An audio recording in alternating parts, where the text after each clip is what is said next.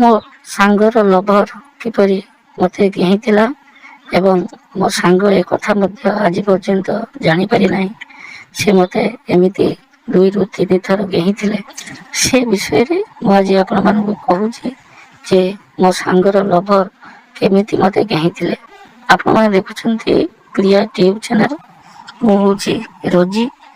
ଯଦି ଆପଣମାନେ ପ୍ରିୟା ଟ୍ୟୁବ୍ ଚ୍ୟାନେଲକୁ ସବସ୍କ୍ରାଇବ୍ କରିନଥିବେ ତେବେ ଦୟାକରି ପ୍ରିୟା ଟ୍ୟୁବ୍ ଚ୍ୟାନେଲକୁ ସବସ୍କ୍ରାଇବ୍ କରିବେ ଏବଂ ପାଖରେ ଥିବା ବେଲ୍ ଆଇକନକୁ ଚିପିବେ, ଯାହାଫଳରେ ଆମ ଚ୍ୟାନେଲରେ ଛଡ଼ାଯାଉଥିବା ଭିଡ଼ିଓର ନୋଟିଫିକେସନ୍ ସର୍ବପ୍ରଥମେ ଆପଣଙ୍କ ପାଖକୁ ଯିବ।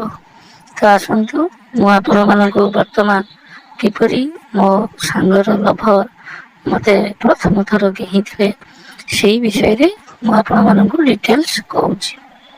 ମୋ ନାମ ରୋଜି, ମୋର ସାଙ୍ଗର ନାମ ହେଉଛି ଗୀତା।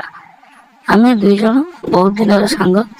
ସବୁବେଳେ ଆମେ ଏକାଠି ରହୁ, ଏକାଠି ଖେଳୁ, ଏକାଠି ବୁଲୁ ଏବଂ ଗୋଟିଏ କଲେଜରେ ମଧ୍ୟ ପାଠ ପଢ଼ୁ। ତ ମୁଁ ସେମିତି ମୋର ବୟଫ୍ରେଣ୍ଡ ନଥିଲେ, କିନ୍ତୁ ଗୀତାର ବୟଫ୍ରେଣ୍ଡ ଥିଲେ। ତା ନାମ ହେଉଛି ରବି। ତ ସେଇ ରବି ସହିତ ଗୀତା ବାରମ୍ବାର ମିଶେ ଏବଂ ସେ କଥା ମୁଁ ମଧ୍ୟ ଜାଣେ। ସେମାନଙ୍କ ମିଶିବା ଭିତରେ କ'ଣ କ'ଣ ସବୁ ଘଟେ, କିପରି ସେ ତାକୁ ରବି କିପରି ମୋର ଗୀତାକୁ କିସ୍ କରେ, କେମିତି ତାକୁ କନ୍ଧାଏ, କେମିତି ତାର ଦୁଧରେ ହାତ ବୁଲାଏ ଏବଂ ଚିପୁଡ଼େ, ଏସବୁ ବିଷୟରେ ମୋତେ ସେ ବାରମ୍ବାର କୁହେ। କିନ୍ତୁ ତାର ଏସବୁ କଥା ଶୁଣି ସାରିଲା ପରେ ମୋ ମନ ମଧ୍ୟରେ ଗିଆଁ ଖାଇବାକୁ ପ୍ରବଳ ଇଚ୍ଛା ହୁଏ। କିନ୍ତୁ ମୋର ତ କୌଣସି ବୟଫ୍ରେଣ୍ଡ ନାହାନ୍ତି, ତେଣୁ ମୁଁ ବା କିପରି ଗିଆଁ ଖାଇବି। ତେଣୁ ଅତିରିକ୍ତ ଗରମ ହେଇଗଲେ ମୁଁ କ'ଣ କରୁଥାଏ ନା ମୋ ବିଆରେ ଆଙ୍ଗୁଠି ଗେଞ୍ଜୁଥାଏ। ଏବଂ ଆପଣମାନେ ଜାଣିଛନ୍ତି ଯେ ସବୁ ଝିଅ ଏମିତି ତାଙ୍କ ବିଆରେ ଆଙ୍ଗୁଠି ଗେଞ୍ଜନ୍ତି ଏବଂ ନିଜକୁ ଶାନ୍ତି କରାନ୍ତି। ତେଣୁ ମୁଁ ମଧ୍ୟ ସେୟା କରୁଥାଏ। ତ ଥରକର ଘଟଣା, ଥରେ କ'ଣ ହେଇଛି ନା ମୋ ସାଙ୍ଗ ଆସି ମୋତେ କହିଲା ଯେ ଏମିତି ଆମର ଯେଉଁ ପୁରୁଣା କୋଠି ଅଛି, ସେଇ ପୁରୁଣା କୋଠି ପାଖକୁ ତା ବୟଫ୍ରେଣ୍ଡ ରବି ତାକୁ ଡାକିଛି। ତେଣୁ ସେ ମୋର ସାହାଯ୍ୟ ମାଗୁଛି। ମୁଁ ତାକୁ କହିଲି, ଆରେ ମୁଁ ଯାଇ ସେଠି କ'ଣ କରିବି?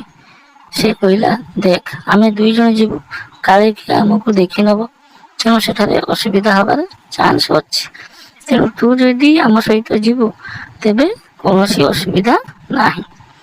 ମୁଁ ତାକୁ ଆଉ ଟିକେ ବାଗେଇକି ପଚାରିଲି, କ'ଣ ତୁମେ ସେଠି ପୁରୁଣା କୋଠିକି ଯାଇ ଯିବ? ସେଠାରେ କ'ଣ ତୁମର ସେକ୍ସ କରିବାର ଅଛି କି? ସେ ମୋତେ ଆଉ କିଛି ନ କହି କୁଣ୍ଢେଇ ଧରିଲା। ତେଣୁ ମୁଁ ଜାଣିନେଲି ଯେ ଏମାନେ ସେକ୍ସ କରିବା ପାଇଁ ସେଠାକୁ ଯିବେ। ମୁଁ ମନ ଭିତରେ ଆସିଲା, ଠିକ୍ ଅଛି, ମୁଁ ବି ଥରେ ଲାଇଭ୍ ଦେଖିବି କେମିତି ସେକ୍ସ ହୁଏ। ତ ମୁଁ ବି ରାଜି ହେଇଗଲି। ତେଣୁ ଆମେ ନିର୍ଦ୍ଦିଷ୍ଟ ଦିନରେ, ବୋଧହୁଏ ସେଟା ବୁଧବାର ଥିଲା, ତ ସେଇ ବୁଧବାର ଦିନରେ 10ଟା ସୁଦ୍ଧା ଆମେ 2 ସାଙ୍ଗ ଯାଇ ସେଇ ପୁରୁଣା କୋଠିରେ ପହଞ୍ଚି ଗଲୁ। ତ ସେତେବେଳକୁ ରବିବାବୁ ମଧ୍ୟ ସେ ପୁରୁଣା କୋଠିରେ ପହଞ୍ଚି ସାରିଥିଲେ। ତେଣୁ ଆମକୁ ଦେଖି ସେ ବହୁତ ଖୁସି ହେଇଗଲେ। ସେ କ'ଣ କଲେ ନା ମୋ ସାଙ୍ଗକୁ ନେଇ ଭିତରକୁ ପଶିଗଲେ, ମୁଁ ବାହାରେ ରହିଲି।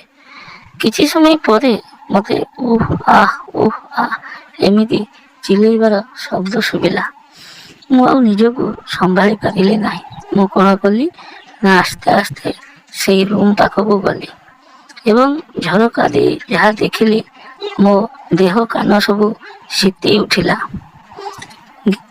ମୋ ସାଙ୍ଗ ପୁରା ଲଙ୍ଗଳା ହେଇଥିଲା ଏବଂ ରବି ମଧ୍ୟ ପୁରା ଲଙ୍ଗଳା ଥିଲା ଏବଂ 2 ଜଣ ଗିହାଁ ଗିହିଁରେ ପୁରା ଲାଗି ଯାଇଥିଲେ।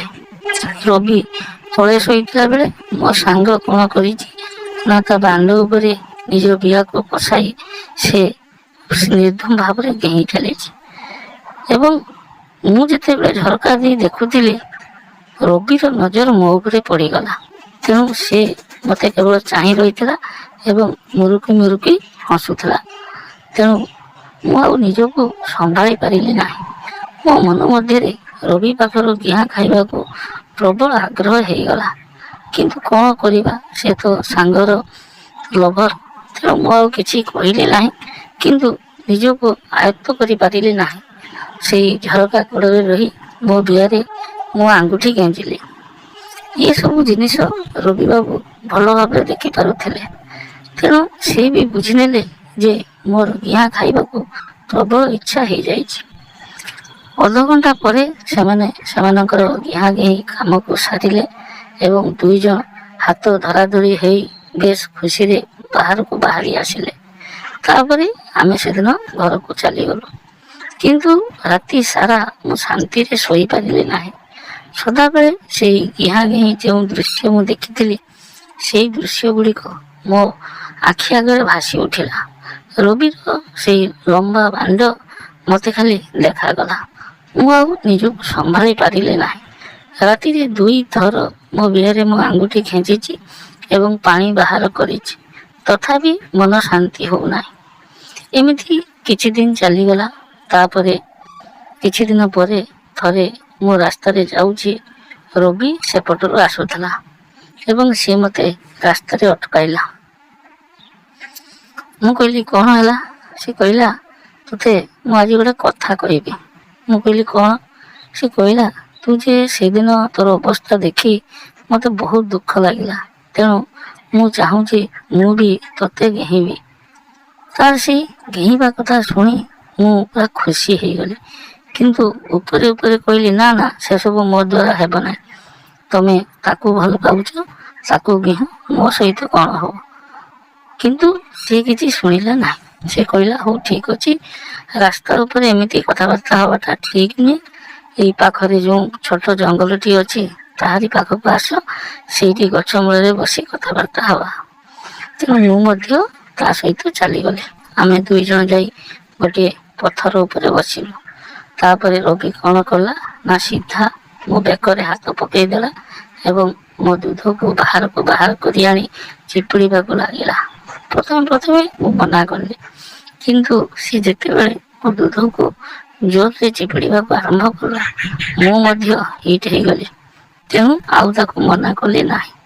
ତାପରେ ସେ କ'ଣ ମୋତେ ଆଉ ଛାଡ଼େ? ସେ କ'ଣ କଲା ନା ମୋ ପ୍ୟାଣ୍ଟକୁ ତଳକୁ ଟାଣି ଦେଇ ମୋ ବିହରେ ତା ଜିଭ ଲଗାଇଲା ଏବଂ ମୋ ବିହାକୁ ସଲସଲ କରାଇଲା। ସେତେବେଳକୁ ମୁଁ ପୁରା ଉତ୍ତେଜନାର ଚରମ ସୀମାରେ ପହଞ୍ଚି ଯାଇଥିଲି। ମୁଁ ବି ଆଉ ନିଜକୁ ଆୟତ୍ତ କରିପାରିଲି ନାହିଁ। ବୁଝିପାରିଲି ନାହିଁ ଯେ ମୁଁ ଯାହା କରୁଛି ତାହା ଠିକ୍ ନା ଭୁଲ।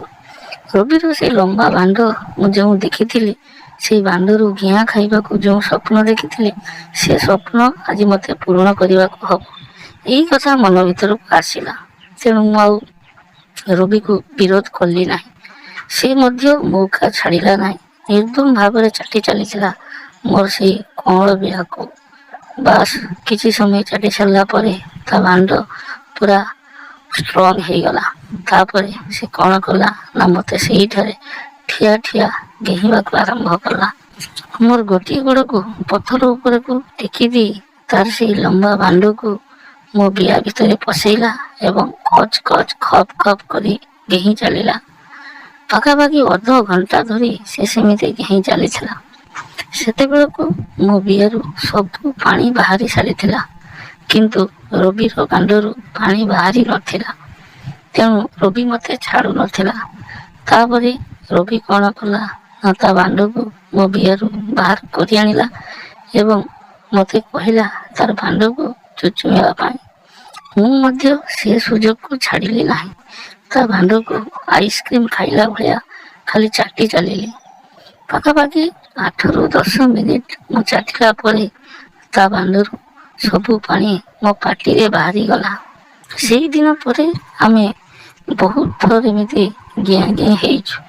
ରବି ମୋର ସାଙ୍ଗକୁ ମଧ୍ୟ ଘେହିଁ ଶାନ୍ତି କରେ ଏବଂ ମୋତେ ମଧ୍ୟ ଘେହିକି ଶାନ୍ତି କରେ। ରବି ମୁଁ ବହୁତ ଥର ଆମେ ଗିଆଁ ଗିଇଁ ହେଇଛୁ। ସେସବୁ ବିଷୟରେ ମୁଁ ପରବର୍ତ୍ତୀ ଭିଡ଼ିଓରେ ଆପଣମାନଙ୍କୁ କହିବି। ବର୍ତ୍ତମାନ ପାଇଁ ଏତିକି ରହୁଛି। ପୁନର୍ବାର ଦେଖା ହେବ ଅନ୍ୟ ଏକ ଭିଡ଼ିଓରେ। ନମସ୍କାର।